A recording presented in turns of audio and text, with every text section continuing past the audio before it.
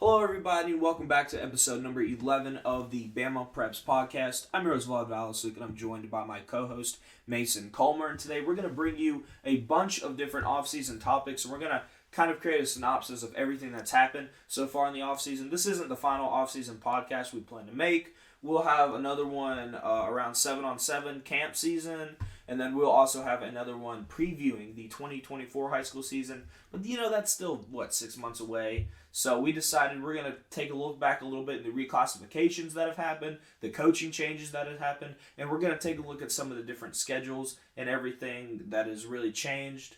There's a lot of interesting stuff, and especially some of these coaching changes. We're going to give a grade to 4, 5 maybe. We're going to take a look at some of the different changes and see what happened. And then we're also going to take a look back at some of the preseason predictions that I made coming in the last season. I gave a floor and a ceiling for 9 teams. We're going to take a look at those teams, see how they did, and grade their season, see how right, see how wrong I was. But, I have a good feeling that I fell somewhere in the middle. But let me introduce you to my charismatic co-host, Mason Colmer. What's up, man? Welcome back. Bro, are we back? We might be back. Is the BPPOD back? Are we back? Are we back? All right, I think we're back. We're back. So, let's jump right into everything. And the first thing what I talk about is some of these coaching changes that have taken place. And man, I tell you what, there's been some interesting ones, but none as interesting as Hoover letting go of Wade Waldrop. Waldrop resigned, headed to Orange Beach. We'll talk about that one in a little bit. But Hoover brings in 15-0 state championship winning head coach Drew Gilmer from Clay Chalkville High School. Man, this is a good hire. What do you think about this one? Look, when you open up a coaching search, you go and find the best possible coach.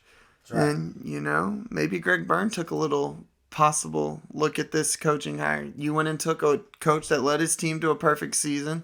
You go and you bring him in, and he just beat one of the best teams in state history, and undoubtedly led one of the best teams in state history to a state championship.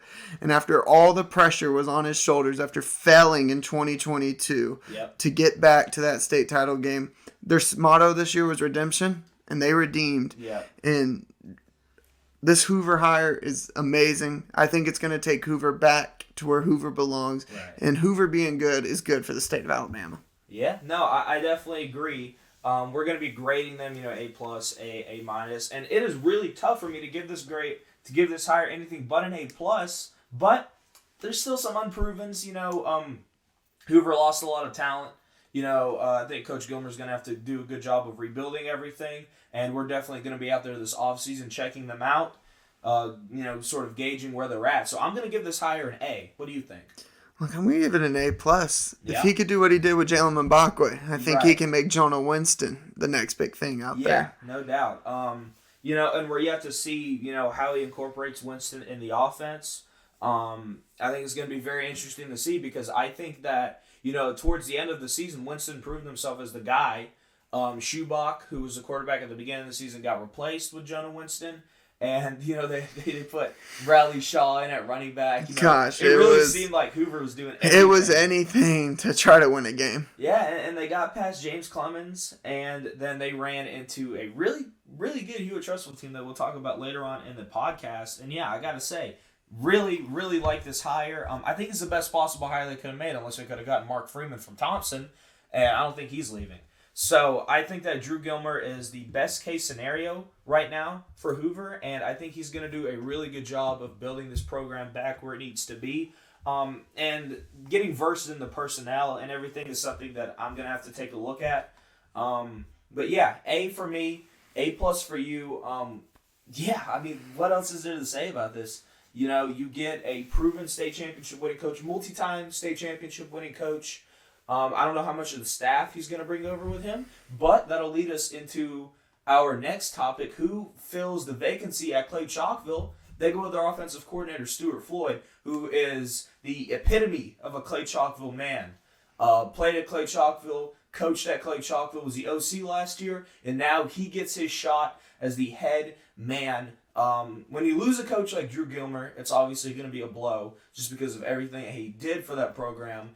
But given the scenario, just like Coach Saban retiring, you're not going to replace Coach Saban.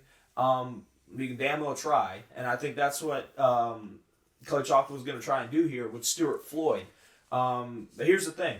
You're losing a lot of talent from that team. You have to see who the quarterback's going to be. I assume it's going to be Aaron Fry, who we got a chance to look at during Parker last season in the state 6A semifinal game. When Mbakwe went down with a concussion, we thought, okay, maybe Parker can find a way to claw back into this thing. But Clay Chalkville's defense held, and Aaron Fry took command of the offense and led them. Had a huge, an 80-yard touchdown run, and really put the nail in the coffin for that game. So we're yet to see what the quarterback is there. But what do you think about this Stuart Floyd hire at Clay Chalkville?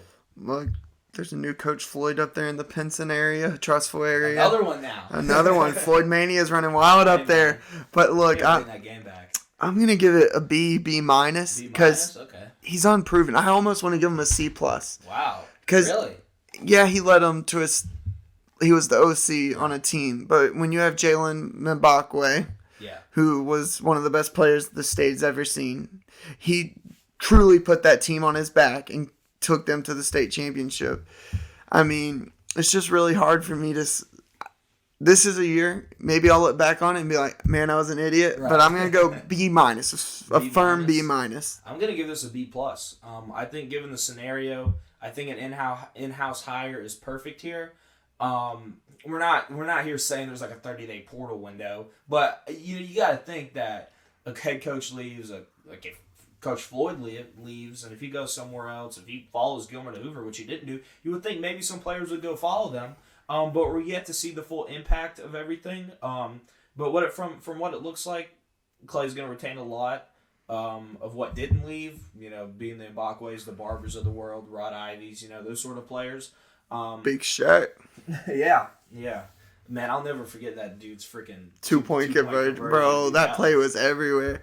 Oh I mean, Thompson, if they really wanted to, they could have gotten him. But I think they're like, I'm not trying to tackle him. All right, you try to tackle, what, is he 6'9", 6'10"?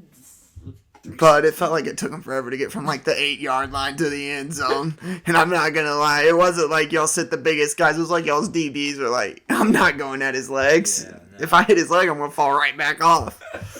He's got some freaking tree trunks, man. Yeah, Oregon's getting a good one there. But yeah, no, I give it a B plus. You give it a B minus. Yeah, it's very much a wait and see kind of thing for Clay Chalkville. Interesting with everything that transpired there. It's a state title defense year for them, and maybe the sort of when we get into reclasses, we'll sort of talk about how 6A looks, who some of the new contenders going to be there, but 6A is really wide open, and a big part of that is first with Saraland, Ryan Williams reclassing to 2024. One of the best playmakers the state has ever seen is gone, but on the other hand, your defending state champions are going to be losing a lot of talent, and the door could be open for a lot of other teams. Let's jump to our third head coaching change that we're going to talk about, and that is Opelika and Eric Speakman leaving Opelika. I don't. Obviously, we never know if it's truly a fired or like a resigned type of thing. But Speakman out at Opelika, and in is Brian Moore from Hartselle. Now, Hartselle has been a pretty darn good team up north for the better part of the decade. I think that Coach Moore has done a good job building stability. He got the job in 2020. And he's made the playoffs every year. He's won 3 playoff games there. Before that, he was a playoff winner at Jasper. And before that, he was a playoff winner at Eufaula. And I think that this is a very good hire for Opelika.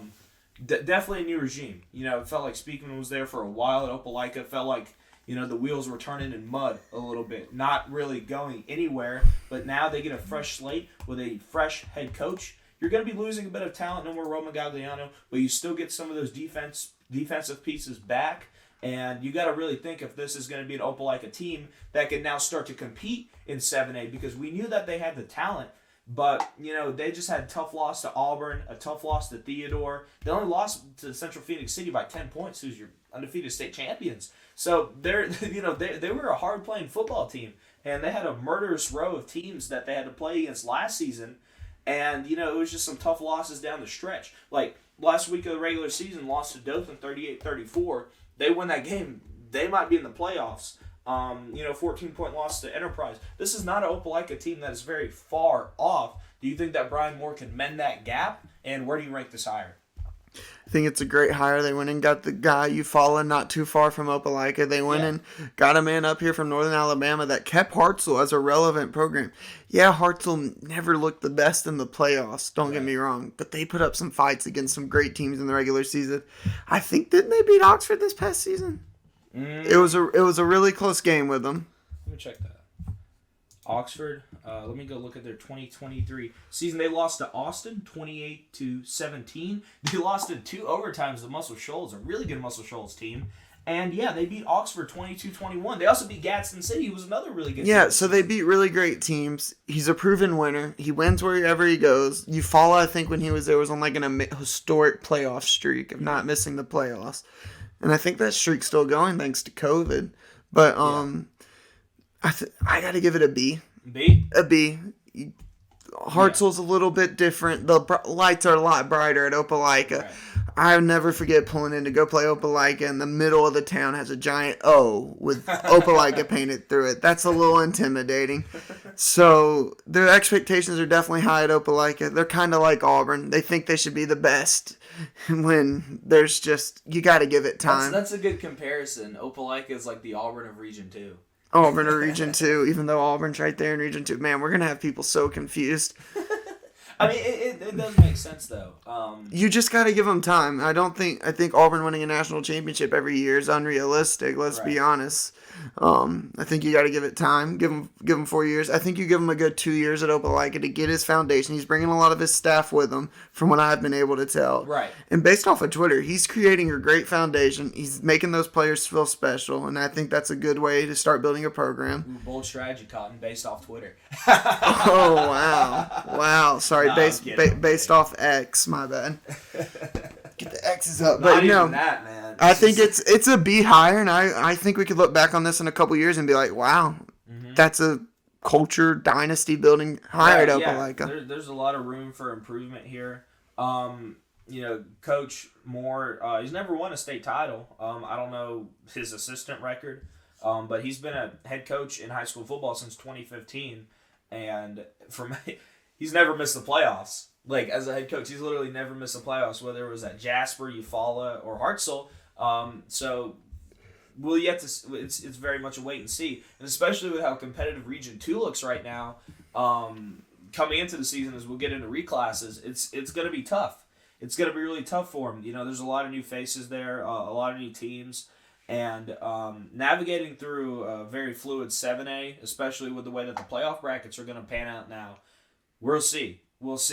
Let's move into our next coaching change that we had, and that is another 7A Region 2 team, a new 7A Region 2 team, Carver Montgomery. Carver Montgomery for the better half of, they've never been in 7A. They've been a 6A, 5A team for the longest time. They've had a lot of turnover with head coaches since 2008. Looks like they've had 5 or 6 since 2008. And, Carver Montgomery, there's a lot of talent there, but they have not been able to mend it into playoff success. Marcus Gardner, I think, brought them a lot of good stability, but he is out as their head coach, and in is Bobby Carr. Now, this was a really interesting hire because Bobby Carr does not have any experience at all between 1A through 7A. He was an ASIA head coach where he coached Otaga Academy for the last 5 years, and before that it was Edgewood Academy for 15 years. And let me look over this again. The dude won, I think, 9 state titles in that span, and he went 5 seasons from 2011 to 2015 without losing a game. Then he goes to Otaga Academy in 2017 and wins 3 state titles in 5 years there. There's no doubt he can win everywhere he goes, but making the jump from ASI to 7A is going to be a really tough one. Now, Carver Montgomery will be getting a boost because of Sidney Lanier's consolidation into Carver Montgomery. He's going to be getting a bigger talent pool, and that shows with Carver Montgomery moving up to 7A. Historically, Carver Montgomery has not won a state title since never. Wow. I thought they may have won. No, they've never won a state title. So maybe something can change here. with Carver Montgomery and Bobby Carr. Very unproven hire. Give a grade on this one. Tell me what you think. Look, this one, to me, he's unproven on the HSAA level. AISA is a lot different than the HSAA. We've seen a lot of teams make the move and took them a minute to hit the ground running. Tuscaloosa Academy's had great success since making the move. Yep. But, look, Montgomery Carver is a hard place to win. They're getting an influx of talent. I believe they have a returner coming from IMG. Really? I can't think of his name. I saw it on a AL6A. They posted about it. Okay. So he's coming back from IMG to Montgomery Carver. That'll be a big upgrade, but it's a hard place to win. Yeah, especially lack of inconsistency in the playoffs. You win the region with 2 5-star D linemen and don't do much after. A lot of teams could take that and run with it. Yeah. I mean, look at Thompson with Jeremiah Alexander and Peter Woods. Right. So it's just a hard place to win. The talent's there. It's one of the bigger schools in Montgomery, and I honestly think he could attract a lot of attention there and maybe become a powerhouse in Region 2. He could be in a fight for the 4 seed every year there in Region 2. Give him a few years, but I got to give it a C just due to being unproven and not a lot going for him. Yeah, and he, it'll be interesting to see. And I didn't even see this in 2022. He had a year at Presbyterian Christian High School in Mississippi where he went 4-8. You remember the coach on that overtime show from Arkansas that refused to? He only onside kicked it. He went to Presbyterian College for a year. Really? They won their first game 77-10, and then he lost a game by 80, and they fired him. And I think he's back at that academy. Yeah, well, hopefully we don't have a coach that does that here. Hey, I think that's a good strategy. I might go coach a team that way. It could work in the lower classifications, let's be honest. Might work in ASI, dude. They need some new schools. They're losing a lot.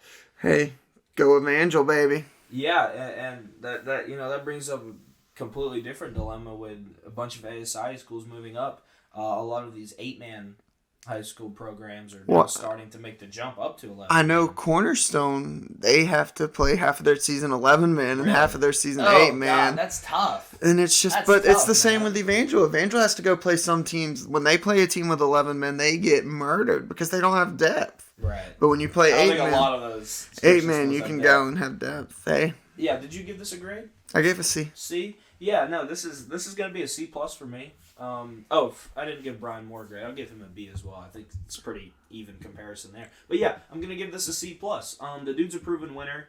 But it's gonna be tough to see. This is an unprecedented jump that we have seen. Very, very much a wait and see. And for other moves, Eric Speakman goes to Faith Academy after Jack French is outed there. Decatur hires John Ritter. Your alma mater, Calera High School. Is it an alma mater in high school? Or is it just like... No, it's your alma mater. Because at the end of each game, you sing your alma mater. Oh, I'm stupid. They hire Scott Riles from Baldwin County. I think that's a good hire. You go down south, get your guy. Yeah. And there's a couple of vacated spots right now. BT Washington, who just had a great run. But the big one, big one to me, we gotta go down Mobile. Baker, their coach just recently retired. I believe he's finishing out I think he's finishing out the year there, and then possibly gonna just retire from the state and move over to Mississippi, which a lot of coaches down there do because it's right, Georgia. It's right there. I mean, look at Josh Niblett. He retired from Hoover, moved right there. Gosh, that makes me want to go talk about schedules, bud. Yeah, we'll get there. We're just gonna sort of scroll over every hire.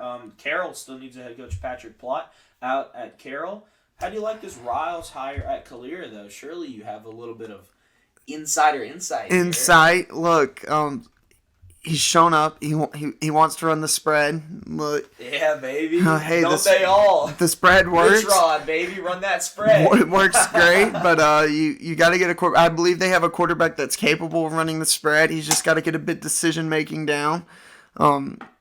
They've got some running backs that I think can help take them. They got the skill players to lead them. I could see Calera honestly going to the playoffs this year just because the team they have now has got a lot of talent, and they also got a lot of talent coming in. The key, though, being in Calera, we lose a lot of talent to surrounding schools, Thompson, Pelham, Helena. Yeah, and I've seen that firsthand at Thompson. Calera could move over. The key is for Coach Riles to build a foundation quick, or he's going to start losing talent quick, and it's hard to build a team without talent. And the hardest thing is something Hamlin had to do. He came in quick and had to create a winning culture from a losing culture, and it's hard to get a losing culture out. Yeah, no, It's a lot easier to lose a winning culture than it is to get rid of a losing culture. Very astute point there from my amazing co-host, Mason. Bro, I sat on 3 years of 1-9 for what, a year of I didn't even play. 6-5. We won 7 games. I got you, man. Here, well, let's jump down to a newly knighted. Is that the word? Knighted. A newly knighted 4A. Where Mobile Christian and Coach Ronnie Cottrell calls it a career, retires from Mobile Christian. Yeah, I saw somewhere he's trying to go back to the college level. Yeah. Made me wonder if South Alabama was giving him a call.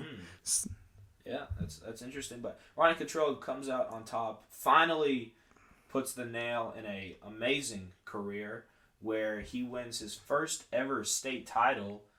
Took him a while, 19 years in the Alabama high school level. Spent 4 years in Godby, Florida, where he won a state championship in 2012, but he finally gets it done, and out goes Cottrell, and in comes Charles Lawson. I believe he was an assistant at Mobile Christian, and they make the jump to 4A with a lot of talent still there. So it's going to be very interesting to see how they compete in 4A. If I'm not mistaken, they were just at 4A not too long ago, right? Or, it might have been.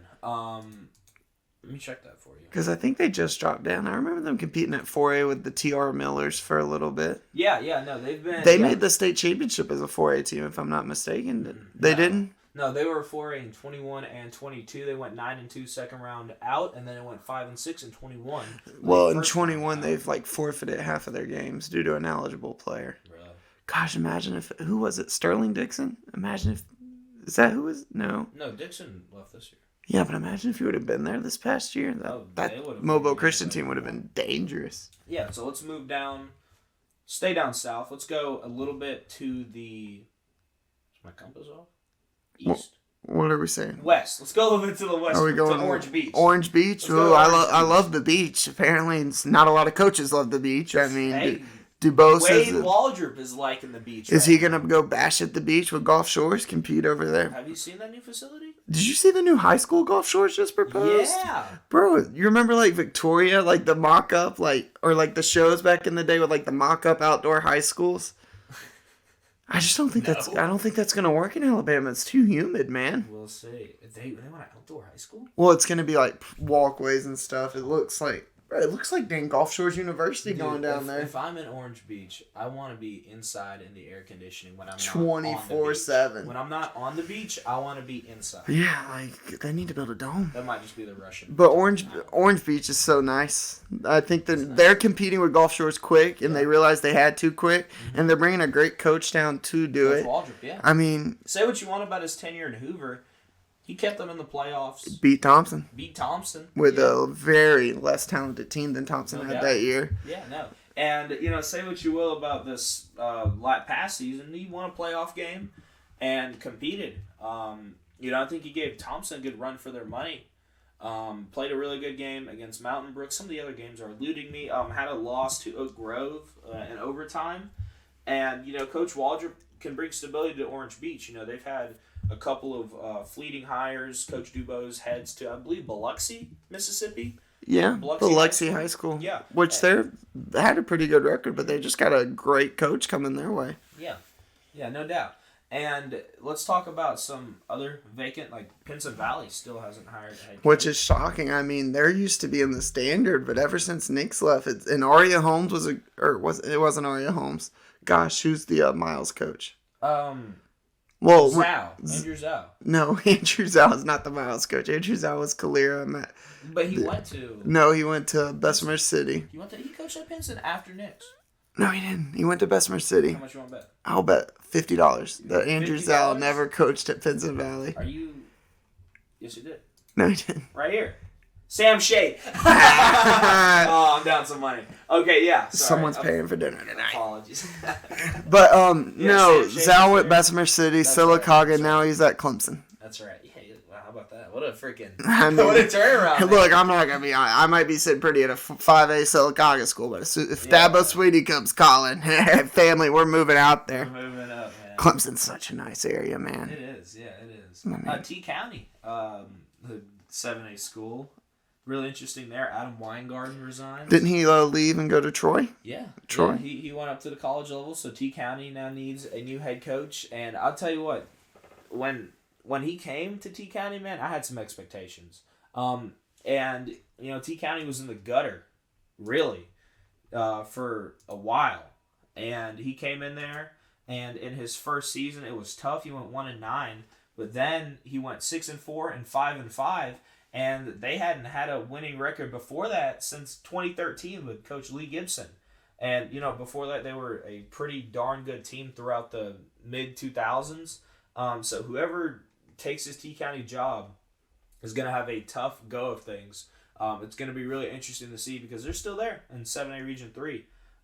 So it's very much a wait and see for what's going to happen. Are you ready to jump to these regions? Let's do it. Yeah, talk about a little bit of the coaching changes. So we're now going to jump over to reclassifications. Had a lot of interesting things develop. So let's jump into 7A. Region 1, Robertsdale moves in, very questionable. Obviously, school population is the deciding factor here, other than competitive balance. But competitive balance, you only really see that in 5A, 4A down. But Robertsdale, who went 0-10 last year, is up to 7A. We talked about, previous years, Calera and Chelsea moving into 7A Region 3, and they had gone like 5-5, 6-4. Calera never went 7A. I'm sorry, I mean Chelsea and who went up? Was it Gadsden for a little bit? Yeah, Gadsden City. Apologies. Yeah, and those schools moved. Had Chelsea, had Calera on the mind. But Robertsdale moves into 7A. Haven't won a game last year. None of the games were really close. Really interesting there. They're yet to hire a head coach. I mean, we'll see. It's going to be tough. It's going to be tough. I do think that they move into the weakest region, especially with Baker losing their head coach, losing their star quarterback, losing their star receiver. Mary Montgomery losing their star receiver, losing their star quarterback. I think it provides a team like Daphne or Fairhope to take the next step. Foley also loses a star receiver. So I think Region 1's really wide open right now, and the way the new playoffs are going to shake out, they're going to be the new team playing. They're going to be the new region playing Region 3 this upcoming playoffs. So it's going to be really interesting to see what happens there. Now we move to Region 2, where we have, as we mentioned earlier, Bobby Carr and Carver Montgomery moving up. We already spoke a little bit about them, and they're moving into a murderous region with Auburn, Phoenix City, Dothan, Enterprise, all teams that made the playoffs last season, and then Opelika, as we talked about with Coach Brian Moore moving in there. Other teams in that region, Smith Station and JAG, still trying to find their footing. Region 3, really interesting. Hillcrest Tuscaloosa, who made the second round of the playoffs last season, moves into Region 3. They retain their head coach. They retain Bryson Kimbrell, their quarterback. They lose a little bit of talent defensively, so it's going to be really interesting to see how Hillcrest Tuscaloosa fends. We do get that T County Hillcrest game back that has been missing for a couple of years. Now they have no choice but to play each other because they're in the same region. What do you think about this Hillcrest Tuscaloosa move up to 7A? Look, I think it's great for them. They're a great team. They haven't been able to get over the hump just yet in the playoffs, I believe. They have not been able to get over the Saraland hump. Well, no. 21. They lost to Hueytown in the semis that year. And then 22, they beat Saraland. 21, they beat Saraland. 22, they lost. So 20, they lost to Hueytown in the semis. 21, they lost to Saraland. No, they beat Saraland. In 21. Yeah, that was freshman Ryan Williams. 22, which, gosh, this is crazy, man. 17 again. There you go. Be the second best receiver in the state of Alabama. Gosh, that's crazy. Just turned 17. Then 22 lost to him, dominating fashion. 23 lost to him, a little more competitive, but hey. I think it's good for them. I think they can definitely compete. That 4 spot, I think, going to be up for grabs. Yeah, no doubt. I think they can compete with the Vestavia team. I think they can compete with the Hewitt team. I think they compete Hoover with this year. I think they could compete with the Hoover team this year. I think right now, if you want to beat Hoover, this is the time to beat them. Right. Because you give them. I think you give. Honestly, I'm giving Gilmer a year where it's kind of going to be like, okay, he's locked in. They're going to take over. Well, kind of what Freeman did. Right. Freeman. Yeah, it was a very. It was a very quick change. I mean, it's hard taking after a team goes 0-10. Like, right. Let's be honest. I think They can compete for a 4 seed for sure. I think that rivalry coming back with Hillcrest T County is awesome. It's like Arkansas, Texas. We might need to be there for that. I mean, it's going to be a massive rivalry. It's like bringing back Texas A&M next year. Right. Oh, it's gonna be crazy, and they're right there by each other. That's the Tuscaloosa rivalry. It is. And it's a shame it was gone for a few years. Yeah. Well, they gotta do it now. Well, we've talked about it before. Hillcrest was ducking some in their non-region schedule. So they can't duck anymore. It's going to be a great year. They went from one of the weaker 6A regions that Tuscaloosa 6A region was not all that, and now they move into the SEC West. A nationally prominent, nationally regarded region is one of the hardest ones to compete in. And another team moves over from Region 2 into Region 3. Prattville. Ooh, man, is that tough for Prattville. It's not the same Prattville we saw a few years ago back. It's not the same Prattville we saw in the mid-2000s and early 2010s. This is going to be a tough deal for Prattville. Going to be losing a bit of talent. And, with Chelsea moving out of that region, I think that they are now the sort of, I don't want to say whipping boy, because I don't think I can ever really place that on Prattville. But, oh, man, is it going to be tough for them to win a region game this year. I give them Oak Mountain. I think Prattville. Oh, okay, yeah. I think Prattville Oak Mountain's definitely got a lot of work to do. And when half of your school's against your head coach, it's a hard thing to win. It's just hard to win at Oak Mountain. I think it's hard right now. You got to get Prattville back up. Yeah. And just the whole Montgomery area here recently and just school has been weak. If you move from Prattville down, I mean, Wetumpka, I think, made the state championship 2019. Was right. The last team to make it out of that area for... Yeah. It was 2018 because it was right before we started high school that year. Okay. So it's just been a while since a team out of Montgomery at a higher classification has had success. But hey, maybe Montgomery Catholic, when they move up to 5A, can bring some. We'll get there on that. This Region 3, it's going to be really, really interesting because Hewitt loses a quarterback. Vestavia loses a quarterback. Obviously Thompson's going to be Thompson. Hoover, sort of in a bit of a turnover period. I think it's a prime opportunity for Hillcrest Tuscaloosa.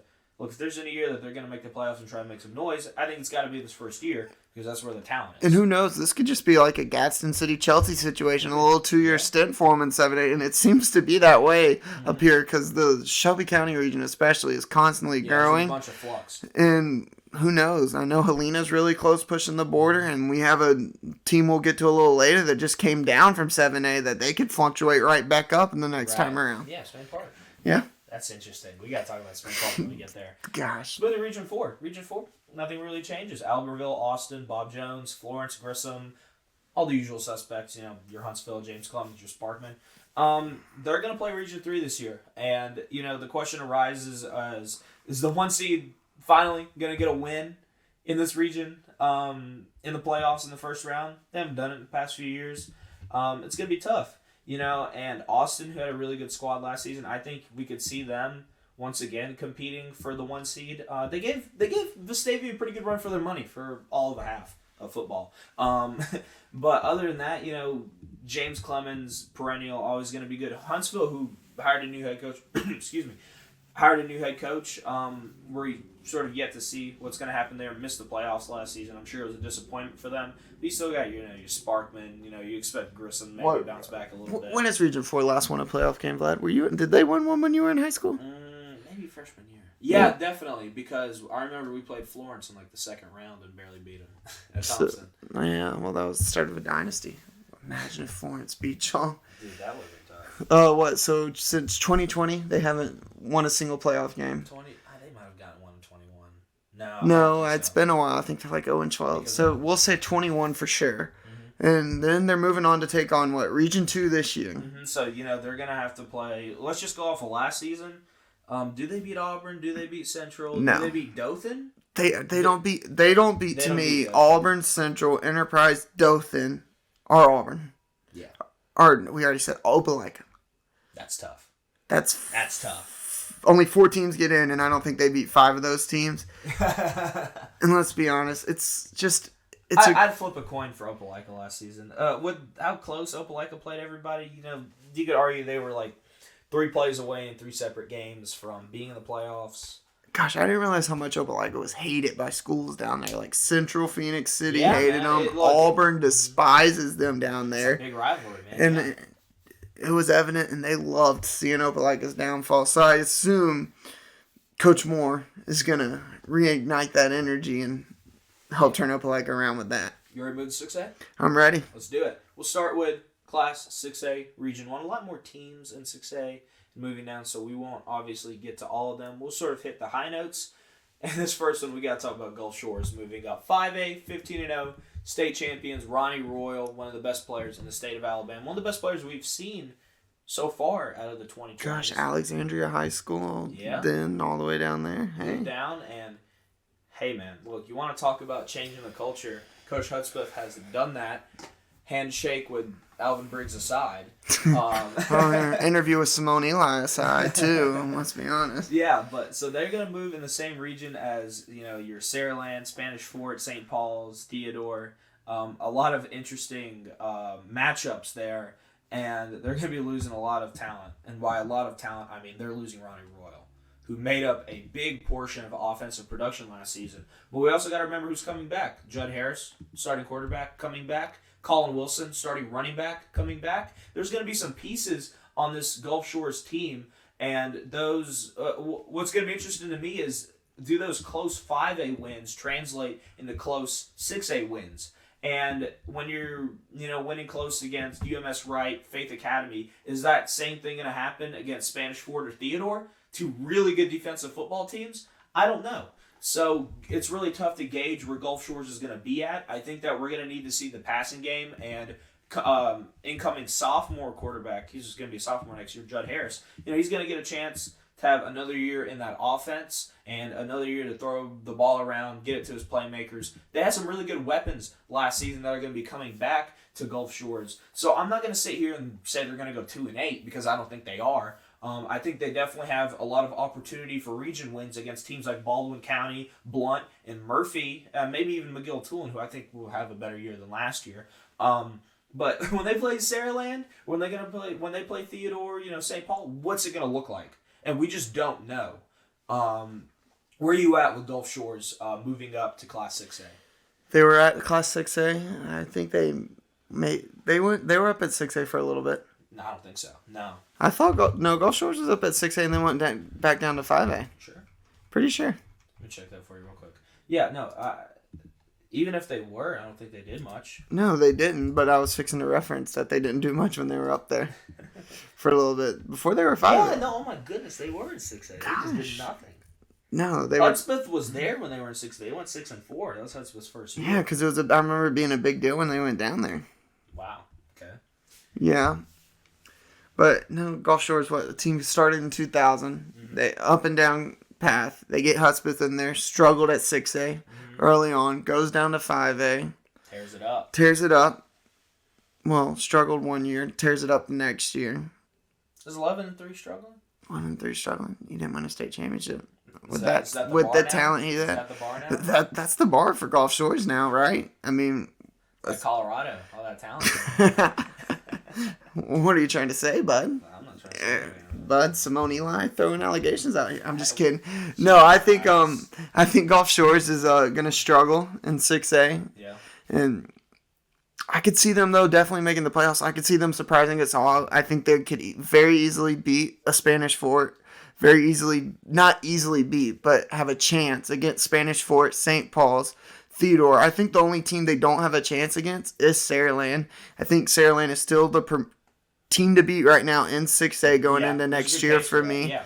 And I just don't see Gulf Shores doing it. I could see them finish second in the region. I could see them finishing fifth in the region. Yeah, no, that's good. That's a good point. Yeah. They've got a lot of talent coming back. I just want to see how they adjust from the 5A to 6A level. And let's be honest, Ronnie Royal playing both sides wouldn't have flown in 6A. It doesn't work well for a lot of teams. I mean, look at Gentleman Bakwe. Yeah, they had to load manage him. In the state championship, he only played DB on the last two plays, and Ryan Williams was never intended for, so he never really got to saw how tired he was or if that affected him. Right. Yeah, no, I agree. I think, 6A, a lot more players, a lot more depth, a lot more talent than what you had in 5A. And, I think that, Ramsey in 6A would be like a Spain Park. So obviously the bar is heightened, and Coach Hudspeth's going to have to do a really good job of really putting it all together in 6A. Let's move to Region 2, where we had a few teams fluctuate. One team from 5A, one team from 7A. Percy Julian, who doesn't have a head coach right now, by the way, moves down to 6A Region 2 from 7A Region 2. And Rehoboth, who went 6-4 last season, from 5A Region 2, moves up. I think this is a wide open region outside of Pike Road. I think Pike Road's going to win this region again. They were undefeated last season. And made it pretty far in the playoffs. Lost to Saraland, but so did everybody except Clay. I think that the challenger here is probably going to be Percy Julian. Questions arise what Rehoboth can do. They went 6-4 in 5A. Is that going to translate to 6A? And outside of that, I think the other team that's really going to have a good shot at it is Wetumpka, who went 5-6, 4-2 in region. Was a first round playoff exit. Not much to speak of there. But let's talk about a region that has actually moved to the south this season, and that is going to be 6A Region 3, the region that includes, your Ben Russell, Calera, Chilton County, Helena, Pelham, and 2 new 7A entrants. Chelsea, who went 2-8 last season, and 7A moves down back into 6A, back into that region with, Chilton County and Calera and Helena, and Spain Park, who was a blocked punt, up 2 blocked punts away, a blocked PAT away from a tough loss to their rivalry early on in the season away. Eventually defined their season in 7A against Hoover. Gosh, didn't they have a better record than Hoover and still miss? Yeah, they were 7-3. Hoover was, I believe, 4-6. So were there 3 losses: Thompson, Hewitt, and Vestavia, or Thompson, Vestavia, and Hoover? Mm-hmm. Yeah, that's the only teams they lost to, and they missed the playoffs. That's how important these region games are, especially in 7A when there's only 32 teams, only 16 make the playoffs. They're going to have a much better shot. And this is something that I've mentioned off podcast and something on BamaPreps. This Spain Park team has a real shot to make it to the state semifinals against a Pike Road, against a Saraland. I think that the South is definitely going to be a little bit weaker in 6A this season, outside of Saraland. But, Helena, it's going to be interesting to see how they bounce back. No more Jordan Washington. No more Joseph Roberto. They're going to be losing some pieces on that defense and on that offense. Ben Russell. I believe Gabe Benton is coming back, but they're going to be losing their star wide receiver who went to Auburn, Malcolm Simmons. I do think they get some defensive pieces back, though. So I don't think that Ben Russell will really lose too much of a step. And then we just need to see what's going to happen with Chilton County and what's going to happen with Pelham. Pelham was an interesting team that we covered a few times last season, and I think that they have a good chance to take the next step, but they'll have to do it with a new quarterback, and Coach Vickery is going to have to do a good job of figuring things out there. Alma mater, Chelsea. Wow, the insult there, bud. The insult. Man, they're interchangeable. All right, bud. All right, bud. Well, what are you thinking here? Coach Riles moving into this region, a little bit north. What do you think comes out of Region 3? Do you think Spain Park runs the table, or do you think it's a Ben Russell or a Helena? Spain Park 100% will run the table. I no doubt in my mind they will. They continue to do it the right way, as Coach Wakakis says, and the right way will lead them to a region championship berth. Who knows what else to happen? I think we need to save that. But, no, I think 2 through 4, any of them could get it. The only team to me right now that's the biggest, I guess, kind of shock is the Chilton County team. I don't think have they named a head coach just yet? I don't think they've named a head coach replacement. I haven't seen anything. Let me double check that for you. I don't think Chilton County's named a head coach replacement, but clear they got Riles in there early. I think he's going to hit the ground running with that program. Yeah. So, and Benjamin Russell, they're going to be there. Yeah. They've built a good program, good foundation there. Yeah, you're losing Malcolm Simmons, but there's a lot of talent over in that area. Right. Chelsea, I want to see how they change. They struggled in 7A, but they also struggled against the same 6A opponents. I believe they lost to Pelham, didn't they? I think so. They beat a very bad Calera team by only 2 touchdowns when most teams were by 50. They got demolished by Helena. And so Chelsea just hasn't fared well. They didn't fare well. They did okay when they were in 6A. We'll see. We'll see what this region. I think it's top heavy with Spain Park, and then everybody else is going to be kind of fighting for their spot. Yeah, so let's move to 6A Region 4. Not really too much to mention here. The perennial powerhouse of this region, Hillcrest Tuscaloosa, moves out. Nobody moves in. I think that it's probably going to be Hueytown winning the region. Outside of that, it is really a crapshoot. Maybe Central Tuscaloosa, maybe McAdory, maybe Northridge bounces back from a 3-7 year. But I think honestly, the more I'm looking at it now, outside of maybe Brookwood, from 2 to 4, I think Bessemer City, Hueytown, McAdory, Northridge, Paul Bryant all have a chance to fight. So let's think. Last year it was Hillcrest, Hueytown, Bessemer City, and McAdory, right? Yeah. Gosh. Yeah. No, man. We'll see. We're not going to talk too much about Region 4. There's not too much to say with Hillcrest, Tuscaloosa moving out, but you expect Hueytown to come back and run the table there. Moving to Region 5, now we get to the north side of 6A. Gardendale, Homewood, J.O., Minor, Mortimer Jordan, Parker, and Woodlawn, all in this Region 5. And, man, you got to take a look at it here and say, hey, what's stopping Parker for running the table? Not only in Region 5, but really in 6A North. No more Jeremiah Beeman. That's about it. They are returning Naeem Offord. They are returning Jordan Crawford. They are returning pieces on offense. And, new offensive coordinator, Coach McGavin, Connor McGavin, who was the running back coach at Thompson last season, moves in to be the OC. Maybe he brings a little bit of that Mark Freeman flair with him. I don't know. We'll see. But from everything I've seen, expect Naeem Offord to be involved in the offense. Maybe they'll pop passes to Jordan Crawford. I don't know. But the defense we know is going to be the best of the best in 6A, and we expect Parker to run this region. Outside of that, Homewood, who made the playoffs last season, had a tough loss to Spanish Fort in the first round. You expect them to be back. Mortimer Jordan, who had a really above-average year, going 8-3. I believe they get the running back. I forget. Terrence Gaines. I believe he's back. Don't call me. He is a dog, man. He's a really good back. We played him in an OTA his sophomore year. Really? So, we're going to have to see what happens here. Can a team like Woodlawn, can a team like J.O. get out the gutter? Gardendale, who made the playoffs, who was 3-7 last season. Gosh, poor Gardendale. Yeah, that was a bad fall off. Schedule, man. They had a tough schedule. But yeah, we'll very much a wait and see what's going to happen in 5. And moving to Region 6, probably the most competitive region in 6A right now, maybe outside of the north. More north, I should say. Clay Chalkville, your 14-0 state champs, are still here. Huffman, God bless their souls.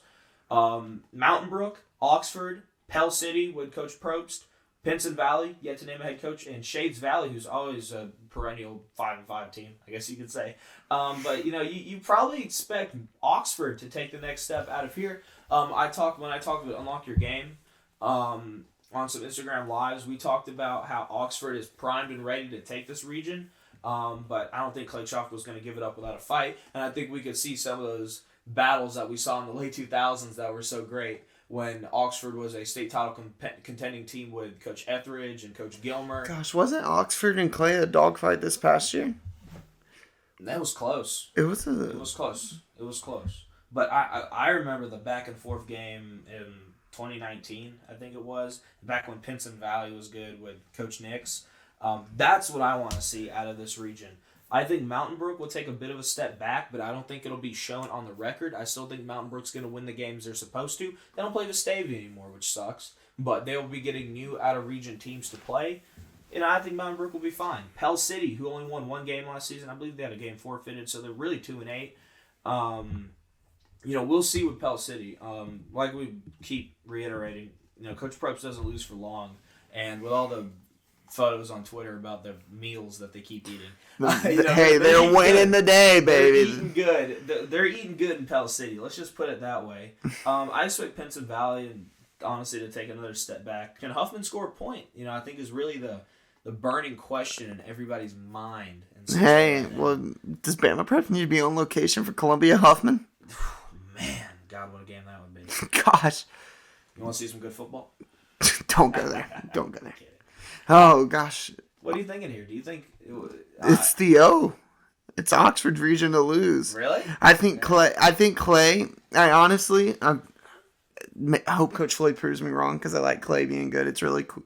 I enjoy watching them be good, and they always find a way to. But I think they're going to take a step back. And I think this is right now the time for Oxford to attack. You have Mason Mims, right?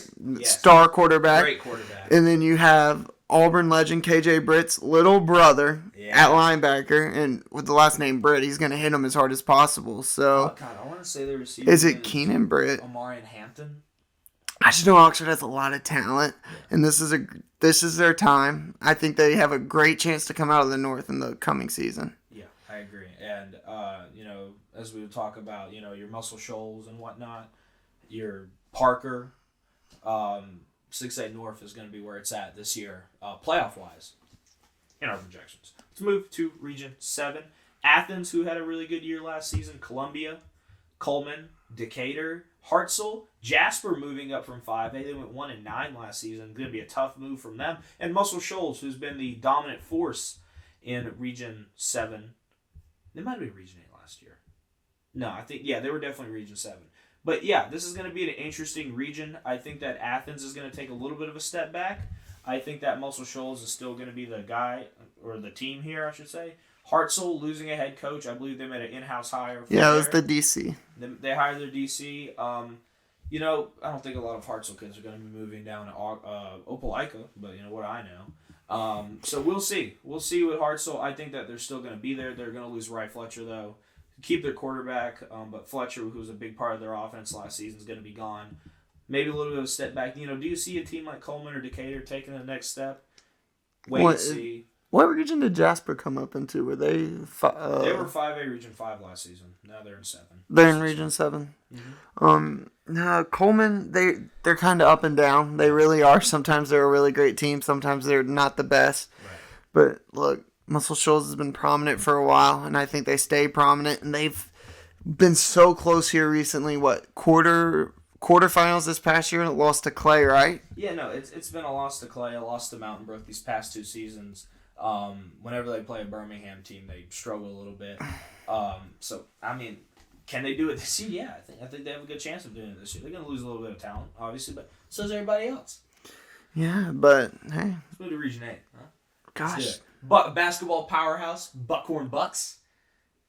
Lead off, Region 8, Fort Payne High School, Gaston City, Hazel Green, Lee Huntsville, May Jemison, and a new rival for Gadsden City, Southside Gadsden, who won. Did they win?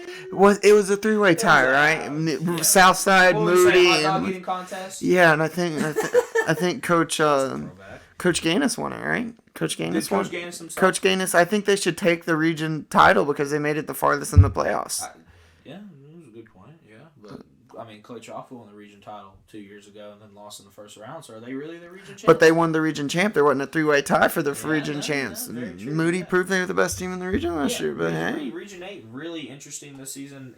A team like Lee Huntsville or May Jemison, you expect them to take a step up. Very interesting to see what Southside Gadsden's going to do. They'll lose a bit of talent. So does Gadsden City, but they're going to be returning the quarterback and a few playmakers. Fort Payne, Dax Varnador, starting quarterback, is going to be back there. Honestly, I don't know. I don't know what's going to come out of Region 8. They had a few teams with playoff success last season. Fort Payne winning a game, Gadsden City winning 2 games, and they had a chance to avenge a loss against Hartselle. They had a chance to beat Hartselle again last season, but lost in a close one in the 3rd round of the playoffs. So you look at Gadsden City, this is a team that could have made the semifinals last season. So I don't think this is as weak as 7A, Region 4, which is the most north region in 7A. So we're really, it's very much a wait and see type of thing. I expect, Southside Gadsden struggled when they were in 6A before. I think it'll be the same story with them. I think it's going to be a really weaker region compared to last year. Last year they put up some great fights. Athens took it to Oxford in a dogfight. Yeah. Gadsden made it all the way to the quarterfinals, lost to Parker, I believe. So, Gadsden has a chance to repeat as region champs, and I think they're most likely to do it. And I would like to see what May Jemison does. They have a lot of talent up there, and they have a chance to shock some people. You got to put it together. Yep, I agree. Let's move to 5A. We'll be a little bit quicker. Do you want to just highlight some big moves and top team? We won't have to go through region. So Region 1 and 5A, not much changes except for Gulf Shores is out. We'll see what happens there. Can UMS Wright keep their playoff streak going? Can Viger make the playoffs? Well, Faith Academy's still here. They get Coach Speakman. Yeah, they get Coach Speakman from Opelika. So I think that's a plus hire for them. And then BC Rain, who made the playoffs last season. A lot of interesting stuff going on in 5 Region 1. Region 2 is where it gets fun. Because I think this is going to be one of the most competitive regions in 5A. They get Catholic Montgomery and Andalusia both moving up, who were really good teams in 4A Region 2 last season. And then there's still Headland, who made it 3 rounds into the playoffs last season. Eufaula, who made it 4 rounds into the playoffs last season. Did they made the semis last year? They did, yeah. Gosh. They did. And then you had Charles Henderson, who 2 years ago was the state championship runner-up. Zion he's Grady, gone. Yeah, still, very good team there. And then Carroll, who's always a perennial team, made the playoffs last season. The only team that didn't make the playoffs in 23 out of this new Region 2 group is Greenville. So this is going to be, in my opinion, a very competitive region. I think this is one that Catholic Montgomery can win. I think Andalusia is going to take a bit of a step back. They don't have Jermaine Burnett anymore, their star running back. He graduates and moves on. So I think that coming out of here, I maybe Headland takes a bit of a step back. I think they can compete for a region. Right now, the top 2 dogs for me is Eufaula and Catholic Montgomery. I think they are the 2 who are going to be competing for this region championship. Who do you got coming out of Region 2? I think it's a Montgomery Catholic and Eufaula battle. Andalusia could maybe slurt in there. They're losing a lot of talent. I believe the running back's gone, right? One of them is gone. Andalusia? Yeah, Burnett's gone. Burnett's gone. They still have a lot of chance to replace him. Yeah. Based off what I've seen, there were 3 dogs up there, and they're only losing 1. So they have a chance, but you're at 5A now. It's not really a running gun type system at the top. So we'll see what happens. Montgomery Catholic, they definitely can do it again, but it might be Eufaula's region to lose. Yeah, and I mean, looking out at 5A South this season, there's a lot of room for movement upward. I think Eufaula, they can make state championship this season. I think Viger is going to compete, and as we'll get to the other South teams. Let's move to Region 3. A lot of movement upward here from meddling 4A teams. Montevallo, Northside, and Sipsey Valley all move up from 4A. Montevallo from Region 3, Sipsey Valley from Region 3, Northside from Region 5. And then there's also Shelby County, Selma, Jemison, and perennial region champs, Demopolis. I think Demopolis is going to run this region again. It's going to be interesting to see how Montevallo translate. Didn't make the playoffs last season, but they went 7-3, had a pretty good team. And outside of that, this is like Shelby County High School made the playoffs out of this region last season. They were 2-8. They also got 70 hung up with them. Yeah. Is this Beauregard's region? Mm-mm. No, I think Beauregard is Region 4. Region 4? What is this region? I don't know, man. Yeah, so I think DeMop's going to come out of here pretty easily, and outside of that, I don't know. Because there's only 2 other teams who had a winning record last season, and they were 2 4A teams with Montevallo and Sipsey Valley. Moving to Region 4, Beauregard is in this region, Central Clay County, Elmore County, Holtville, Marbury, Sylacauga, and Valley.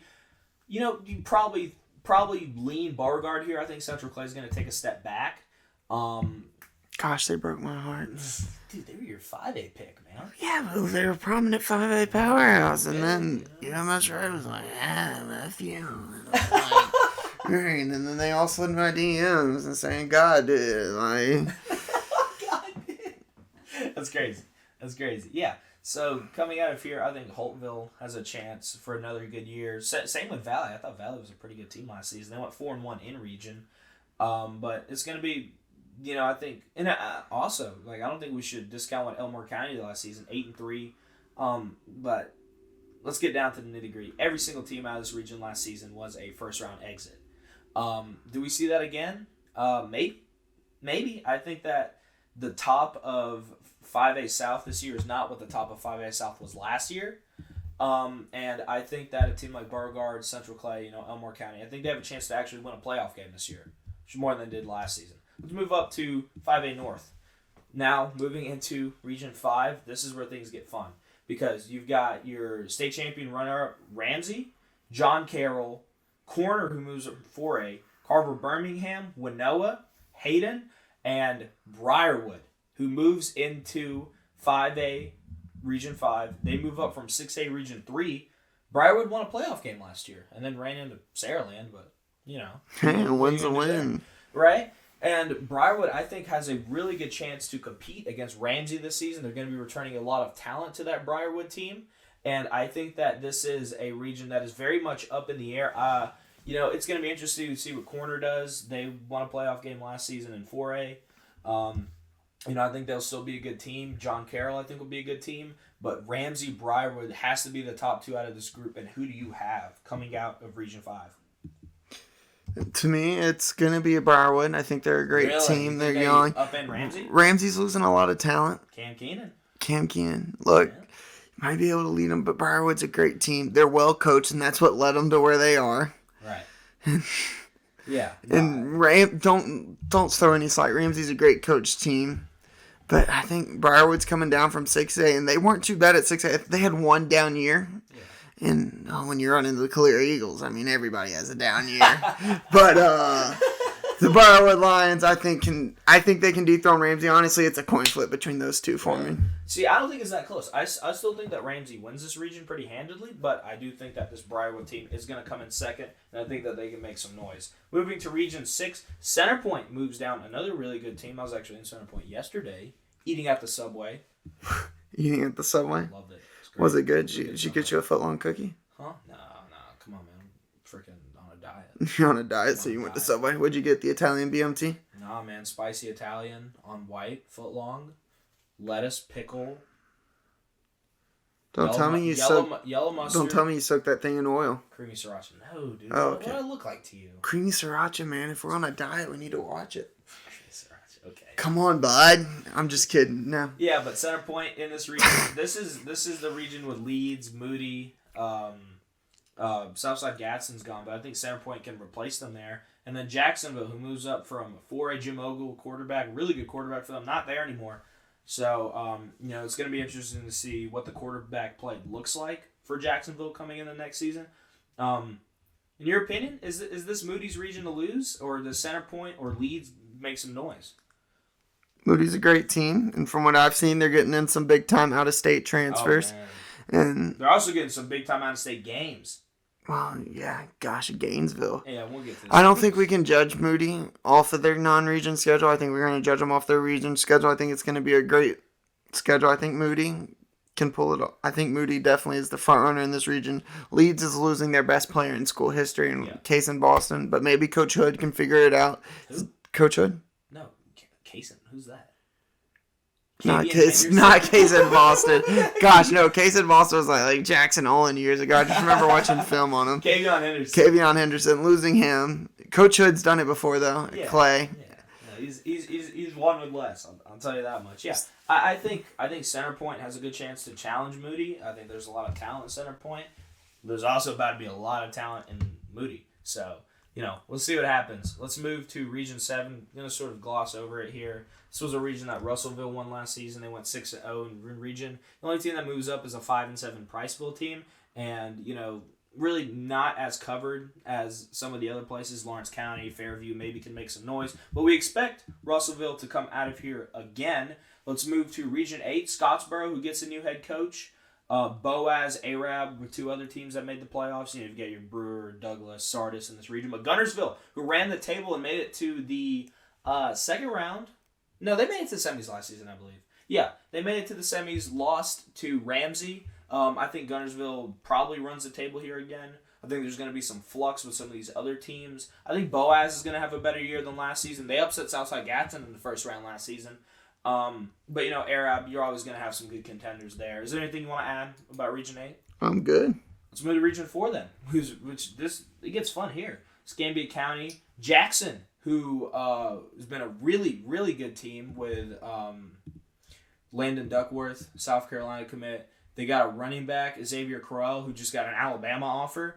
A lot of front-end talent for this Jackson football team, but this region is going to be no slouch. W.S. Neal moves up, but that's not the big one. Mobile Christian moves up from 3A Region 1 to 4A Region 1, returning a ton of talent. Orange Beach is still here with Coach Waldrop. And then outside of that, not much really to say here. But in my opinion, man, I think that this Mobile Christian Jackson game is going to be quite a good one. I'm sorry, I forgot about Gunner Rivers and Phillip Rivers and St. Michael. They're also in this region. Who do you have coming out of 4A Region 1? I'm going with the Aggies, man. The talent there's not tough, hard. Man. I think, don't they open up their schedule with the Spartans next year? I think they do play Saraland, yeah. Gosh. Ooh, man. That's going to be interesting. I think they have a shot. Don't give me a face. Because you don't believe it. No. Jackson doesn't have near the depth Saraland has. You have big Antonio Coleman up front. Dunsky. I mean, you have one of the best quarterbacks in the nation. KJ Lacey, horns down. Okay. SEC rivals now. Got to get him out of here. Come to Auburn, KJ Lacey. Freeze warning on the plains. Don't go play for a team that just hires their OC and only lets them stay for 30 days so that all the players don't transfer out, and then he leaves and goes. Bear Bryant's burner, though, would tell you different. But no, I don't. I think Jackson definitely has a chance to get back to 4A. I mean, they were heartbroken last year against BT Washington. Honestly, shocked that they lost. I did not expect that. After a week after dominating Andalusia, I thought they had a chance to beat Montgomery Catholic. They were number 1 in our BP Power 8, I believe, that week. They lost to BT Washington, so we'll see what happens. Yeah, definitely. So I think Orange Beach maybe can make some noise here. W.S. Neal is going to be interesting. Hopefully they keep the Battle of Murder Creek with their game against. I think they will. That town might throw a fit if that never happens. Yeah, that's true. Yeah. So we'll see what comes out of Region 1. Region 2, a lot of flux here. A lot of 3As moving up. Pike County, Strawn, Dadeville, and Ashford all moving up. The only teams that are staying is Dale County and Geneva. And Strawn, who went 8-0 in Region last season, 10-2 overall, made it to the second round of the playoffs. You know, who had a bit of a down year. I think Opp's always going to be a pretty good team. Pike County, who I think will probably win this region. I'm really high on Pike County coming in next season. But honestly, I don't know.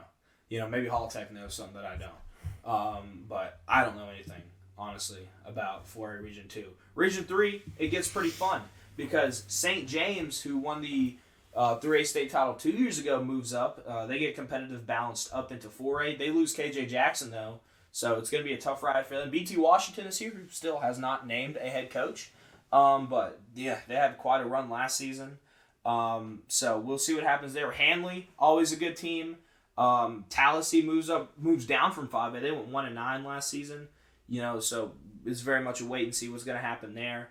Out of here, I want to pick BT Washington again, but you know, I don't want to call last season a fluke run, but it definitely wasn't expected. And I don't know what the expectation is going to be this season heading into BT Washington. They're going to be losing a bit of talent.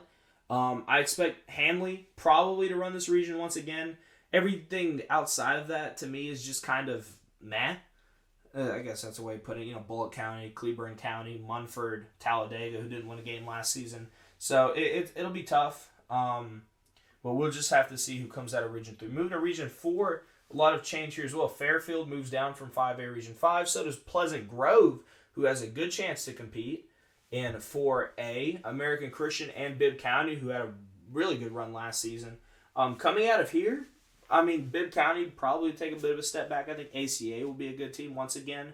And Pleasant Grove is really going to be the wild card for me here because they had the state's leading receiver, Clarence Thomas, I believe his name was. Taylor, I might be wrong, I apologize. But he comes back. So I think PG has a really, really good chance to really run the table here in Region 4. You know, wait and see what Fairfield does. Oak Grove was a pretty good team last season. But yeah, I think this is going to be very much a PG ACA battle for Region 4. Let's move to the north of 4A now in Region 5. Only one new team joins, which is Fayette County, who moves on from 3A Region 5. They went 6-5 last season with a first-round exit. The only team to win a playoff game out of Region 5 last season was Haleyville, and honestly, I think that's going to stay the same. Outside of maybe Fultondale, who I think will have a good shot at competing this season. Fultondale, a team I was pretty high on heading into the playoffs last season, maybe on upset alert, but outside of that, you know, Cordova and Curry have been rough. I think Dora had a above-average year last season. Other than that, not much to say here out of Region 5. Let's move to Region 6, where Alexandria moves down from 5A Region 6 and Hopes Bluff moves up from 3A Region 6. But outside of that, you know, I think this has been a region dominated by Cherokee County, who made the state championship last season. They're going to be losing Jacob Cornejo, but that's about it. They get Tay Diamond back. Might be getting quarterback back. I'd have to ask him like a game about that. But outside of that, you know, maybe an Aniston, maybe Aniana, who loses Fluff Bothwell, who's one of the greatest players in their school history. So I think Region 6 is going to be another toss-up for me. Right now, if I had to pick, I'd probably say Cherokee County again. I don't think that they're going to win their games. I don't think they'll win them as big as what they did before, but I think this region definitely sets them up for success once again. We're just going to have to see what Alexandria does. They went 1-9 last season, but I don't think that's indicative of what they are historically. Anniston, always a pretty good team. And outside of that, Asheville, Etowah, and White Plains are very much still a toss-up in terms of can they get back on their feet. Moving to Region 7, this was a region that I think went under the radar for a lot of people last season, but there was a lot of good teams sitting in Region 7, and they actually get Hatton, who moves up from 2A, so they're going to make a 2-classification jump from 2A Region 8 to 4A Region 7. Danville also moves up from 3A Region 7. They went 3-7 last season. I think that Brooks, who made it to the third round of the playoffs last year, I'm not going to call it a fluke run, but I think that it was definitely above what the expectation was for Brooks. Do they get back there? It's very wait and see. Central Florence, who went 6-5, first round exit last season. And we got to talk about West Morgan and Deschler. West Morgan, who made it to the third round of the playoffs last season, went 7-0 in region, had a historic offense, had a historic regular season, but it all ended. And then Deschler, who's always a good team, went to the second round of the playoffs. And honestly, I expect more of the same. I think West Morgan's going to take a little bit of a step back. I think Brooks is going to take a little bit of a step back. But I see Deschler still running the table here in Region 7. Now, Mason, let's look at Region 8, which, out of Region 8, which is the North, you had your Westminster Christian. And really, that was about it. Randolph, who was a meddling team here and there. North Jackson, who was meddling. But they get Madison Academy, a team that we covered pretty in-depth last season, moving up into Region 8. 14-1, obviously lost pretty bad in the state championship. But, make no calls about it. It was a close game for a while there. And MA is going to have a lot of returning talent back. Do you see Westminster Christian without Brandon Mush, who was their... I don't know if you can really quote a franchise quarterback in high school, but very much so. He was there for 5 years as the starter. Losing him, do you think that Madison Academy has a chance to run the table here in 4A Region 8 moving up?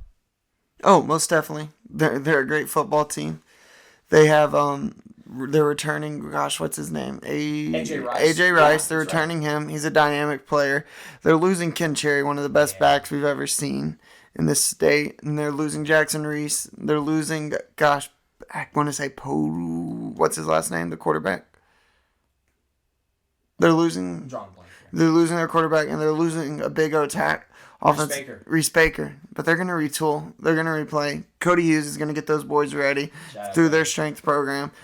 Shout out to him. He's making it big. And I was talking to him, and he told me they don't do spring. Like, they don't do pads for spring. They just do training. Which is, from a 7A, it's kind of crazy to me because of how much our coaches sort of fluffed up. Not fluffed up. It's not a freaking propaganda campaign. How much they, made spring a big deal on that. It was crazy to me to hear that, like, another school just straight up didn't do it. Well, there's a lot of options. You can start a fall camp earlier if you don't do spring training. So a lot of schools do that. And if I'm a smaller school, what's the point of go suiting up and playing a spring game? Let's be honest. What are you gaining when you can just go walkthroughs and get plays going and then play a jamboree game right before the season, work out the kinks in a first game that doesn't count? Right. So there's a lot you can do. But I think Madison Academy can definitely pull it off out of this region, and especially with it being a weaker region overall this year. So we'll move to 3A. This is the last one we're really going to talk about. There's a lot of interesting stuff that has gone on in 3A. And let's start with Region 1. Bayside Academy, who moves all the way down from 4A. So does T.R. Miller. And moving up, obviously, out of this region, the team who controlled it last season was Mobile Christian. So there's going to be some new faces and new room for opportunity. And honestly, Bayside Academy, I think, has a chance to win 3A. And I think that coming out of what was a really tough 4A Region 1 last season, I think they definitely have a chance to run the table. T.R. Miller as well, but outside of that, Excel, Flomaton, Hillcrest, Evergreen, I think those are some teams that can, sort of challenge for that 3 to 4 playoff spot. Moving to Region 2, you have Slocum moving down from Region 4, same with Montgomery Academy, and Wicksburg moving up from 2A Region 2. Houston Academy, who was probably the best team out of this region last season, went 10-2, second round playoff. I'm sorry, I didn't even see Trinity. Yeah, Trinity was a third round playoff exit last year. Can Montgomery Academy Can Slocum make some noise here moving down? We don't know. Prattville Christian, who was a pretty solid team last season.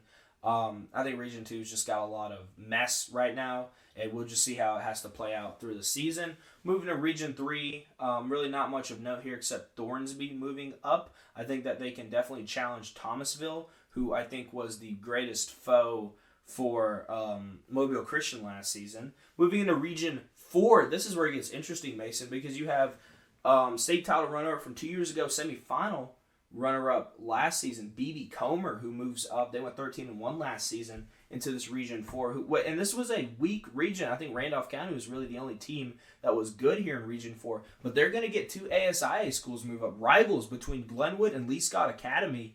Both of those schools met in the ASIA AAA state championship last season. And, obviously, as we talked about Coach Bobby Carr and Carver Montgomery, we don't know what it's going to look like. But, there's definitely been models of success with TA, with, it's Tuscaloosa Academy? Yeah, Tuscaloosa Academy. There's definitely models for success for ASIA schools moving up, but it's very much a wait and see. And I think it's going to be really cool to really watch how they play a team like BB Comer or a team like Randolph County. Not much of note in Region 6 except for Locust Fork moving up, who had a good season. I still think this is very much going to be a Piedmont, JB Pennington. I think Westbrook Christian. Gosh, Piedmont just had a down year though, didn't they? Yeah, but Jonathan Smith ain't gonna be down for long, especially with what he did at Saks. And Westbrook Christian, which is where Steve Smith came. He came from Piedmont to Westbrook Christian. They went 5-5 last season, missed the playoffs. If they can win some more region games, I think they're gonna have a good shot. And we're gonna have to wait and see with Locust Fork. Dino Dillon Embry returns, I believe, and it's gonna be really cool to see because they had a historic year in 2A. Moving to Region 7, really not much of note here. Lauderdale County, Morris Hill were very much the perennial powerhouses of this region last season. Excluding former Madison Academy, which is 4A now, right? I think, yeah. Because this was made come out of Region 7, didn't it? Yeah. I mean, did we really expect anything different? Rogers moves down from 4A. Sheffield moves up from 2A. Rogers, maybe? Went 4-6 last season in a pretty competitive 4A Region 7, so we'll have to wait and see. And our final Region 8, this is going to get fun, because you've got Sylvania, Geraldine, and Fife. Fife, who has won in 3A. They won. They're going to be returning Logan Anderson. They're going to be returning another back, number 22, whose name eludes me. This is what Fife does. They're going to have their bell cow out of the single wing, and then they're always going to have some 8th grader or freshman phenom that's going to lead the way for the next 4 years. And, another team that moved out of that 2A Region 7 with Fife was Collinsville and Whiteburg Christian. Collinsville, probably the better of the two, went 8-3 last season, first round exit. But it's wide open. It really is. Geraldine's losing a lot. Sylvania's losing a lot. So I think it's going to be a pretty big mashup. Gosh, was Fife had a loss last year, and wasn't it till Sylvania, or was it to Geraldine? I believe it was to Geraldine. Geraldine was so close to a state championship berth. They just couldn't stop Ken Jerry. Nope. And I think, look, Fife's proven to come up from 2A before winning 3A, and I think they honestly will do it again. Yeah. I think Fife is the favorite early on in 3A for me right now. Ooh, yeah. No, definitely. So now we have, I think that sort of maybe dragged on a little bit. Certainly a yap fest, as the kids say. But we will move on to sort of a look back at our 2023 season previews, and we'll go over each team, sort of see how they did. And that we're going to start with Clay Chalkville. Clay Chalkville last season in the season preview, the only loss I had for them last season was Thompson. Their ceiling was 15-0. We had their floor at 11-3 with a loss here and there. They were supposed to play Central Phoenix City last season. That didn't end up materializing. They only played 9 regular season games, and they won all of them. Jalen Mbakwe, who is an absolute superstar for them, Mario Craver, DJ Barber, just really, really studs of that team. And they went 15-0. They met the ceiling. Moving on to Hewitt-Trussville, who preseason, this was a team that I was not as high on. Hewitt was sort of, for me, meddling, borderline mediocrity, and you can't really even call it mediocrity when you make it to the playoffs every year, make it to the second round of the playoffs every year. But to me, looking at Hewitt-Trussville last season, you look at Paul Tyson, Javarius Johnson, Dalzin Worsham, Malachi Moore, just a plethora of talent that they had, and the fact that they were losing to Thompson and Hoover last season. This year, they got over that hump. Early loss to Central Phoenix, lost to Thompson, but outside of that, they won all the other games they were supposed to, and it ended up being a third-round playoff exit in a really tough game against Thompson, which I attended. And I'll tell you what, Hewitt was right there for the most part of the game. Peyton Floyd was a guy who just gave you a chance, and they had other really key stars like Tyrell Averhart, Riggs Dunn in the back end, and Jaden Loving, who was a really good receiver for them. And they were also anchored by a really good offensive line. We had their ceiling at 10-2, their floor at 7-5, which was, maybe a little doomer, but, you can't count out Coach Floyd for that long. 9-4 last season, pretty darn good. It was their first third-round playoff berth since 2008. It's pretty impressive. Moving on to Saraland, and Saraland was obviously a team that went 14-1 this season, and we had their ceiling at 15-0. We had their floor at 12-2. I think worst case scenario for Saraland was a loss to Lipscomb Academy, a loss somewhere in between somehow, some way to a Spanish Fort. Well, I think that region we panned out to be a lot weaker than we thought. Mm-hmm. We definitely thought Spanish Fort was going to be different. We definitely thought Theodore was going to be a lot stronger than they were. Yeah. But Saraland lived up to the expectations, and definitely say the expectations are the same headed into next year. They were right there. They were one controversial play call away from it. Mm-hmm. So. Dude, I'll never forget, because when they took the timeout and walked off, I took a photo of the score of the game, and I said, okay, Saraland's kicking a field goal, tying it, going overtime. And let me tell you, my shock when I see the offense jogging back on the field, man, interesting. Yeah.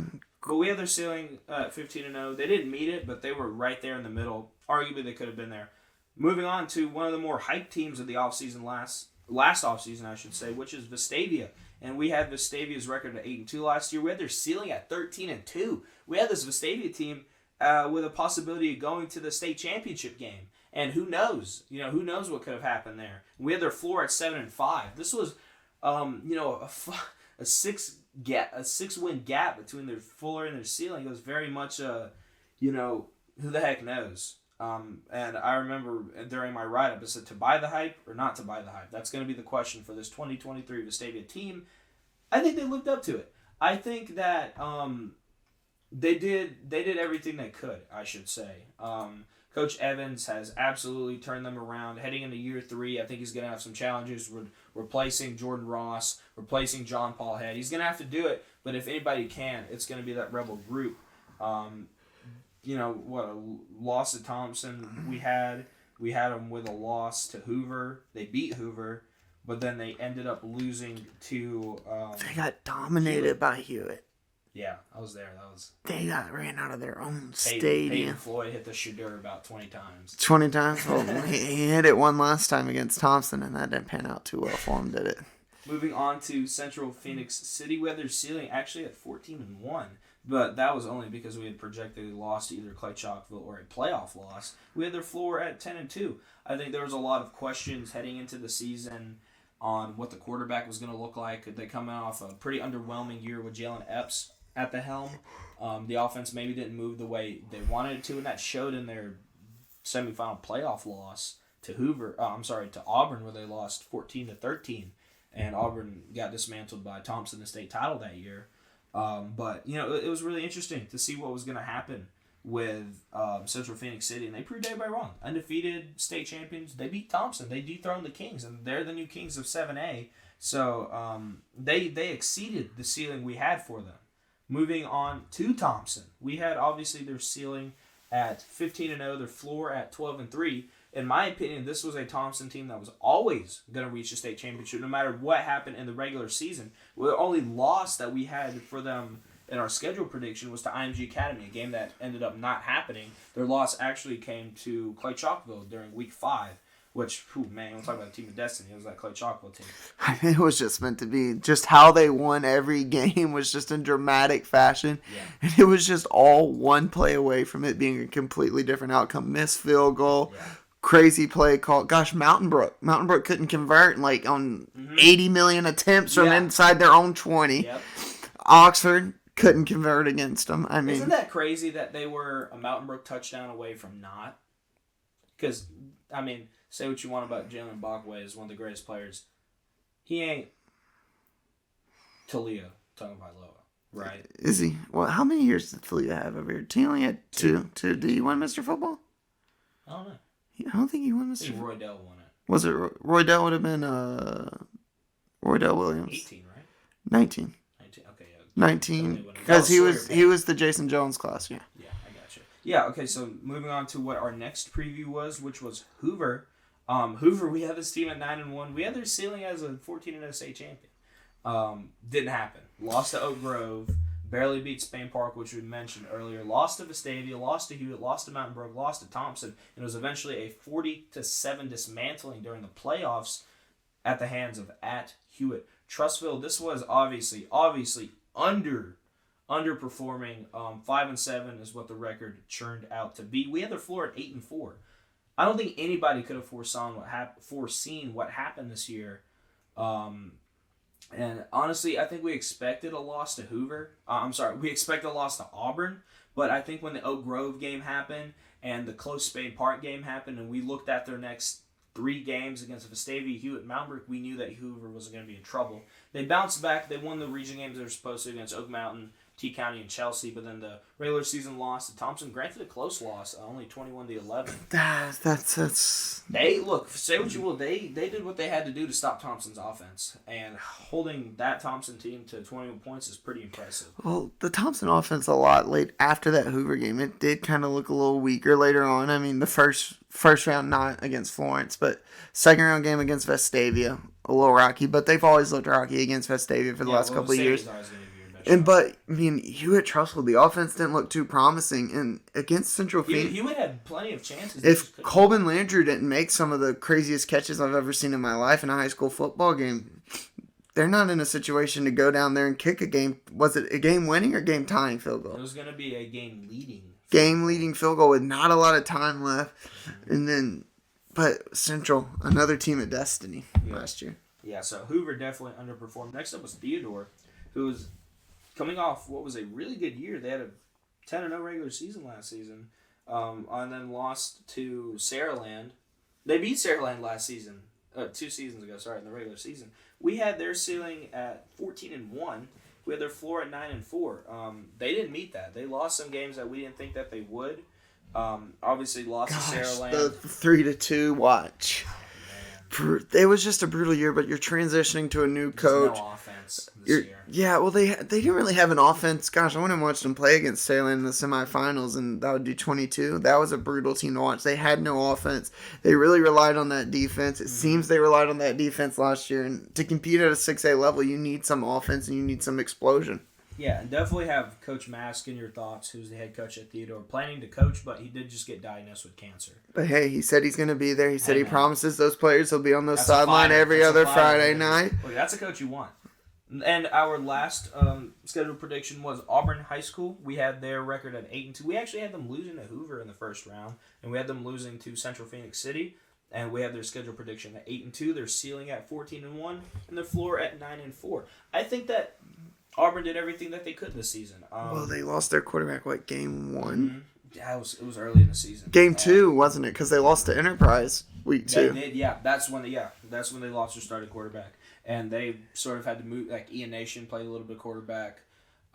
Number 1. You could just tell when we went to the Central game, the quarterback just wasn't comfortable back there. A lot of mishandling, a lot of turnovers. Yeah, what was the first play? The bobble snap? Fumble? Yeah, and then one time he just dropped the ball and Central picked it up and took it to the house. That was a frustrating game to watch. Well, Auburn was in it the whole time. You could tell the defense was ready to play. I mean, Cam Coleman, he went off, but there was a lot of turnovers.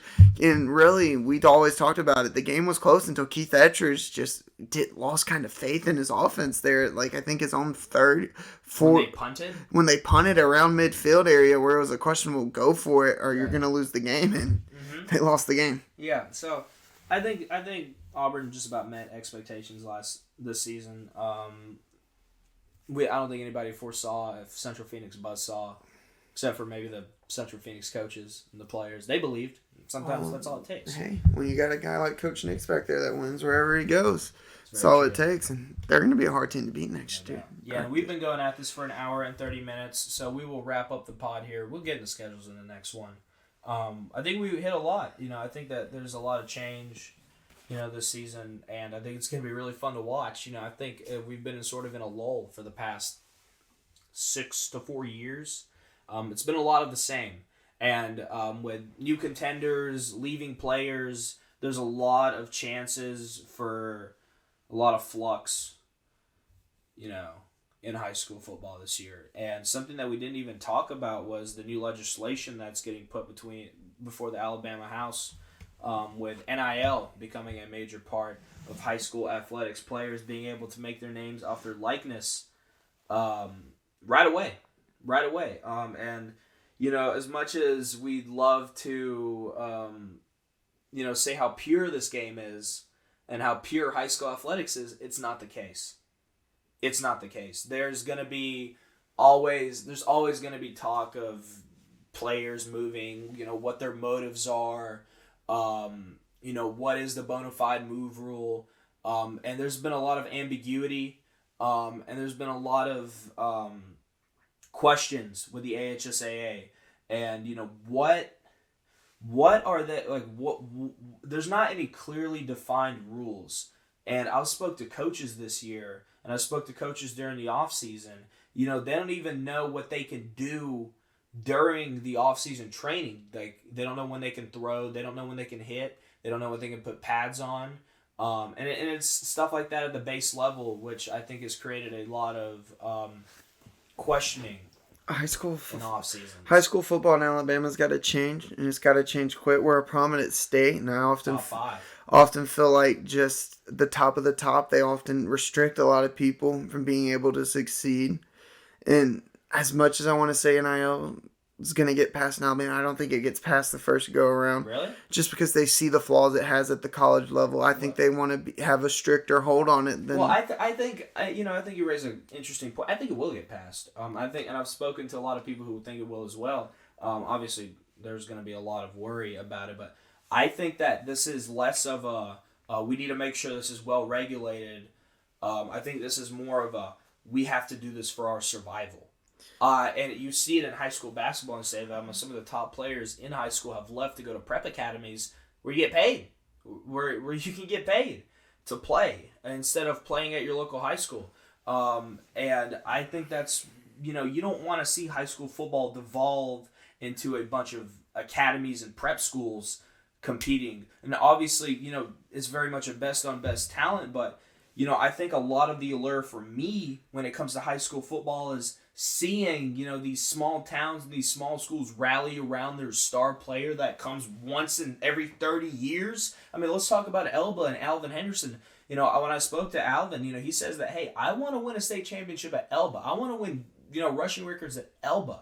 It's Derrick Henry in Yulee, Florida. It's the stories like that have, I think, drawn me to high school football so much. And when you see it devolve into, 3 or 4 or 5 just different prep academies that, like your IMG. So are we talking like you're going to go California where you have like a modern day, a St. John Bosco. You're on scholarship. De La Salle. Is De La Salle private? I believe so. Yeah. De La Salle's private. Servite. The top of the top are privates there. I just don't think in Alabama that we'll get to that point because I sure hope not. And I think that this NIL legislation is crucial. It will allow it, but there's got to be the AHSA's got to be ready to go and put a tighter hold on schools and just be more observant, I think.